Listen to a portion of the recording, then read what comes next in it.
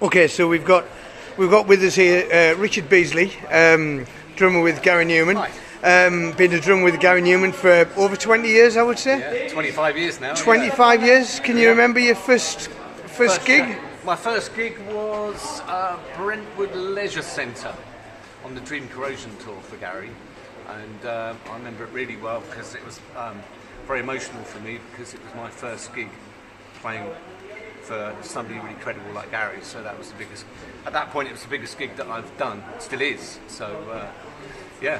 And that was probably nerve-wracking too. Did it take you a few gigs to settle into that feel? Yeah, it would do inevitably. Yeah, but it's all a case of when it was such a long set as well. So I think it was about a 2-hour set.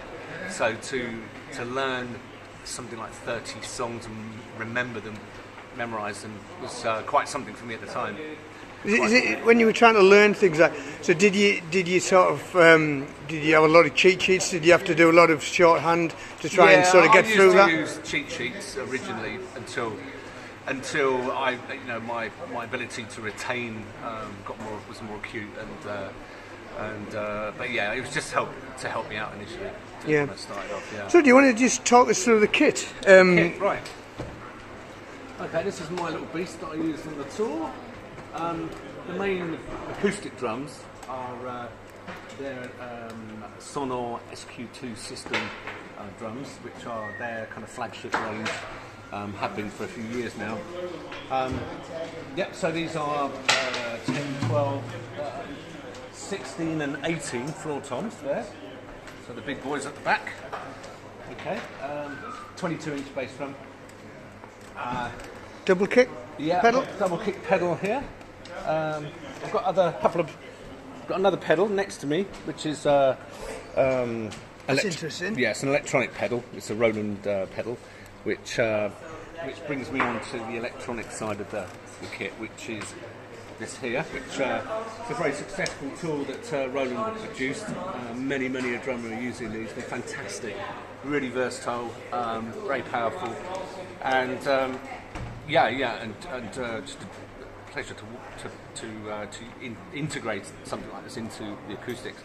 So I'm trying to balance, because of the new album. There's a lot of sounds which I had to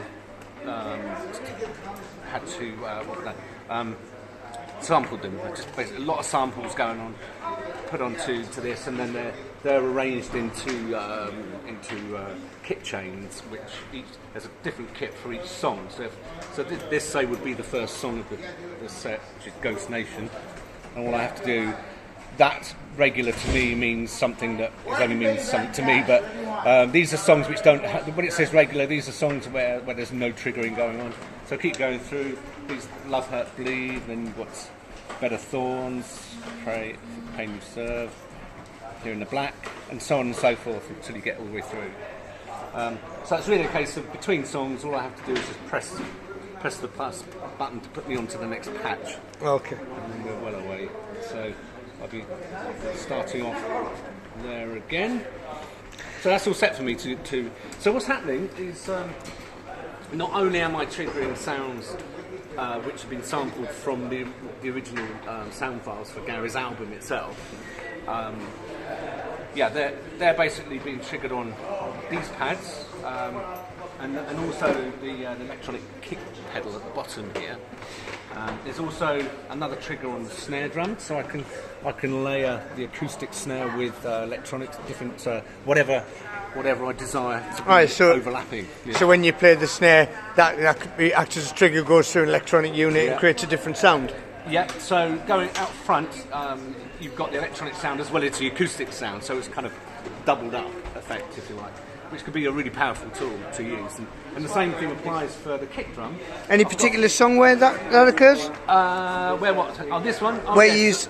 Yeah. My Name is Ruin. Yeah. On the second half, in the chorus section, there's a different snare drum that comes in, and that's kind of layered on top of the acoustic. So there's that. And that one which is almost entirely electronic is Mercy. So what with the very low kind of low end kick, I use the electronic pedal down here, and the snare is triggered from here. So yeah, and I have another pad here, which I use on a couple of songs just for a little bit more electronic embellishment. And what is the snare you're using? This one here. No, not the snare. This one. Oh, this is a Sonor snare. It's not copper. It's the other one. What's the other one? I don't know. I'm not a it's not brass Sonor. either. I'm not a Anyway, It's not steel. no. What do you make statues out of? Bronze. Bronze. It's a Bronze. Yeah. So it's a bronze shell, very heavy, weighs an absolute ton, but it's got an amazing sound to it. Huge attack on it, and it's just exactly what I need for this particular job. So really, in terms of electronics, I've got this. I've got that on the snare drum. I've got another one on the bass drum itself, which you can't really see. It's all the way around here. So that one there, that's the one. So there's a real mixture of diverse settings I can use to suit. I notice on your cymbals that Yeah. you tend to not use. You've got a lot of Zildjian, but you do tend to use a lot of others. So you're not tied to one brand. I'm not fussed really because Is it all about the sounds? As far as I'm concerned, they're all the high-end manufacturers. They're all producing really good equipment. So I really don't mind. I'm mixing. So do you actually go out looking for the sound, the specific sound, when you're looking for cymbals? Or? Yeah, I'm not too anal about it really. If I like the sound of it, I'll throw it in. But yeah, there's a few effect cymbals here. This one, the Swiss Crash, and I'm doubling up on here to that little trashy crashy thing here. Yeah. And I noticed that you also use two hi-hats as well. You've got an auxiliary that's hi-hat. always pretty much. It's just a little tweak here and there to adjust the open and close sound. That's used just so I'm playing open-handed. Kind of there. Small china here. There's another effect cymbal here. What is that? That's the custom hybrid crash, which I really love that actually, and a little oriental splash here. So that that effectively is it. Another one down here, a little effect cymbal, kind of a bell cymbal. It's a nice sound. I use that quite a lot actually. Yeah. So in a nutshell, that's it. That's pretty much the kit. Okay. And, so just generally when you're playing, I mean, do you sort of how much free rein do you sort of have while playing? Very In regards, yeah. I mean, obviously from night to night things become more and more cemented, if you like. But there's never any one song which is played exactly the same each night. I do have a bit of free rein when it comes to my own kind of embellishment on like fills and what have you. I do tend to notice that that you tend to put a lot of offbeat sort of little bits you add in there. It's very noticeable. Little bits of punctuation and just to colour things up a little bit. Try not to overdo it, obviously. So it's got to complement the song ideally. So there you go. Yeah. And finally. Yeah. You've been playing with Gary for what, 24, 25 years? 25, yeah. Any particular funny stories that you can recall that you always remember? Far too many to be filming and recording, to be perfectly honest. But we've had many a fantastic time and many a laugh. So I can't pull anything out the top of my head which wouldn't get me in trouble. But of course, we all get on so well. We're a good band. We're a good unit. We're good friends, and